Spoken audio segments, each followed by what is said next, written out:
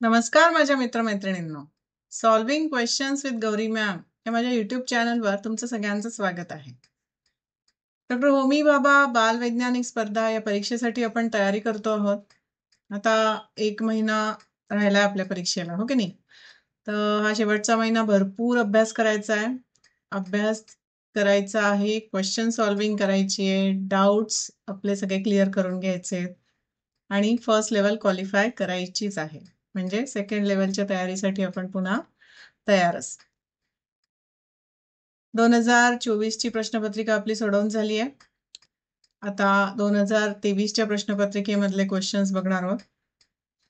यासोबतच तुम्ही माझ्याकडनं चॅप्टर वाईज क्वेश्चन बँक विकत घेऊ शकता.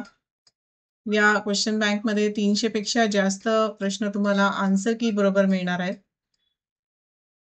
त्यासाठी कुठेही जायचं नाहीये. व्हॉट्सअप नंबर मी शेअर केला आहे. इकडे तुमची रिक्वायरमेंट सांगून ऑनलाईन पेमेंट करून तुम्ही ही क्वेश्चन बँक नक्की परचेस करा. उपयोग होतो, क्वेश्चन सॉल्व्हिंगचा खूप चांगला उपयोग होतो. येत आहे लक्षात? कारण आपण जो अभ्यास करतो त्यावरती बेस्ड प्रश्न कसे येणार आहेत याची इनऑल आयडिया येते आणि फायनल एक्झाम द्यायला गेल्यावरती असं काही वेगळं वाटत नाही की अरे बापरे काय देतोय आपण एक्झाम. त्यामुळे क्वेश्चन बँक नक्की घ्या, क्वेश्चन सॉल्व्हिंगची प्रॅक्टिस ठेवा. 2023च्या प्रश्नपत्रिकेमधला प्रश्न आहे, प्लास्टिकचे कापड आणि सुती कापड यात काय फरक असतो हे सांगणारा योग्य पर्याय निवडा. प्लास्टिकचे कापड छिद्रे असून विणलेला नाही. प्लास्टिकचे कापड विणत नाही आपण. सुती कापड असतं, छिद्रे असून पोळीप्रमाणे लाटलेला नाही. सुती कापड विणतो, हो की नाही? दुसरं बघा पर्याय आहे, छिद्रे नसून विणलेला. विणलेला नाहीच आहे ना प्लास्टिकचं कापड, त्यामुळे हे ना छोटे छोटे प्लास्टिकचे सूक्ष्म कण असतात, ते वितळवतात आणि त्याचं असं पोळीसारखं लाटून प्लास्टिकचं कापड तयार होतं. प्लास्टिकचं कापड म्हणजे आपली प्लास्टिकची पिशवी वगैरे तसं बरं का. तर त्याला छिद्र नसतातच. इकडे लिहिलंय बघा, छिद्रे नसून पोळीप्रमाणे लाटलेला नाही. पोळीप्रमाणे लाटत नाही आपण सुती कापड, ते 2 धाग्यांनी विणलं जातं, सूत एकमेकांमध्ये अडकवलं जातं. प्लास्टिकचं कापड छिद्रे नसून पोळीप्रमाणे लाटलेला. छिद्रे नसून पोळीप्रमाणे लाटलेला हे बरोबर होणार आहे. आणि इकडे काय म्हणतात ते, छिद्रे असून विणलेला. हो बरोबर आहे, सुती कापडामध्ये छिद्रही असतात आणि ते विणतो पण आपण, म्हणजे हे पर्याय सी याचं बरोबर उत्तर आहे. इकडे अजून बघा, छिद्रे असून पोळीप्रमाणे लाटलेला. तर पोळीप्रमाणे लाटल्यावरती छिद्र येणारच नाहीत, त्यामुळे हा पर्याय नाही. आणि छिद्रे नसून विणलेला, तर विणल्यावरती छिद्र येणारच, त्यामुळे हा पर्यायाचं उत्तर नाहीये. पर्याय सी याचं बरोबर उत्तर होणार. ओके, पुढचा प्रश्न बघूया. एक आकृती दिली आहे, त्यामध्ये काय म्हणतात ते, सोबतच्या आकृतीत PQRS ही शहरं ओ या आरंभ बिंदूच्या संदर्भात दाखवली आहेत.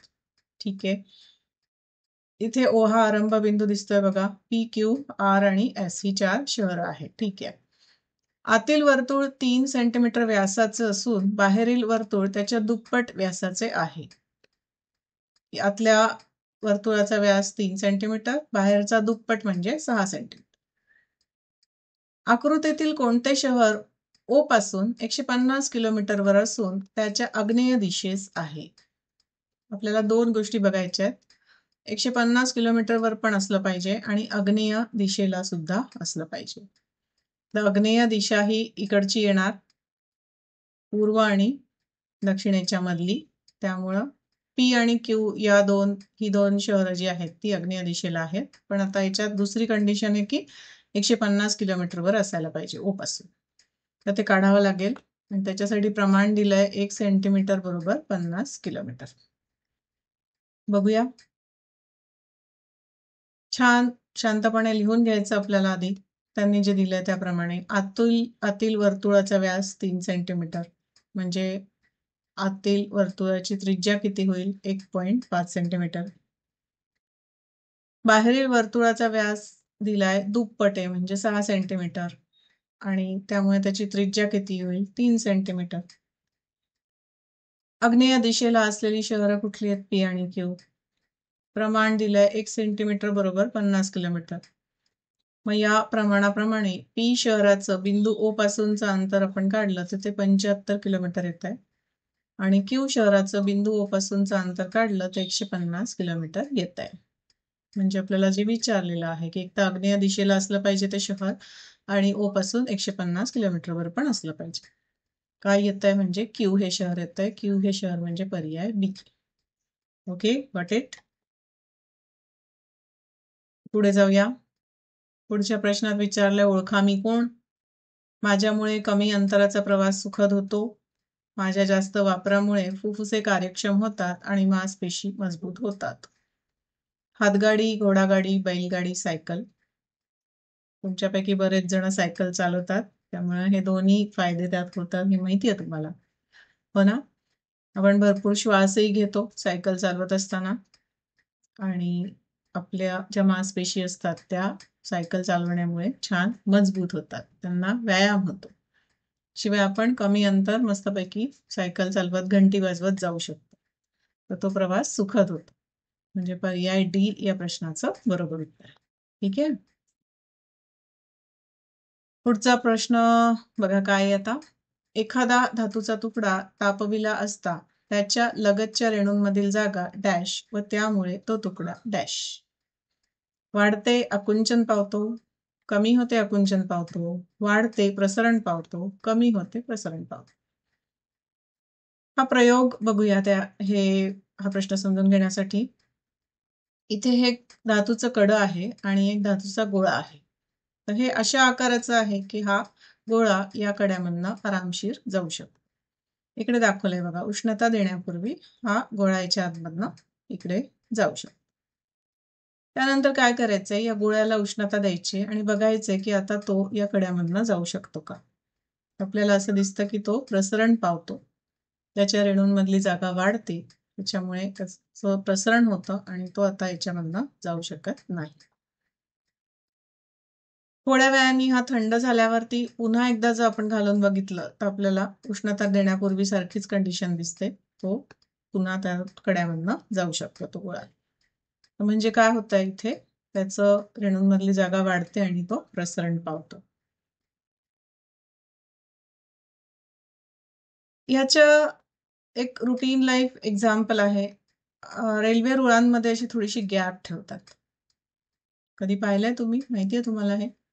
याच्यावरनं रेल्वे गेल्यावरती हे जे रूळ आहेत रेल्वेचे ते असतात लोखंडाचे, ते प्रसरण पावतात उष्णतेने, गरम होतं ना ते. आणि मग जर आपण अशी गॅप नाही ठेवली तर ते रूळ एकमेकांवर चढतील किंवा वेडेवाकडे होतील, त्यांना जागा तर पाहिजे की नाही प्रसरण पावायला. म्हणून मग अशी आयडिया केली आहे की तिथे थोडीशी गॅप ठेवली असते की ठीक आहे बाबा, तुम्ही प्रसरण पावा, तुमची रेणूंमधली जागा वाढू द्या, तुम्हाला इथे आम्ही जागा देतो. आणि त्यानंतर पुन्हा रेल्वे निघून गेल्यावर थोड्या वेळाने ते आकुंचन पावतात, त्यांच्या रेणूंमधली जागा कमी होते.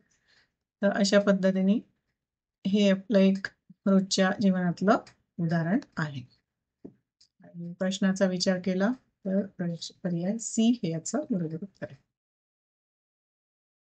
या ज्या इमेजेस आहे, ही आणि याच्या आधीच्या स्लाइड मधली इमेज या 7वी आणि 8वीच्या महाराष्ट्र स्टेट बोर्डच्या विज्ञानाच्या पाठ्यपुस्तकामधनं घेतलेली आहे.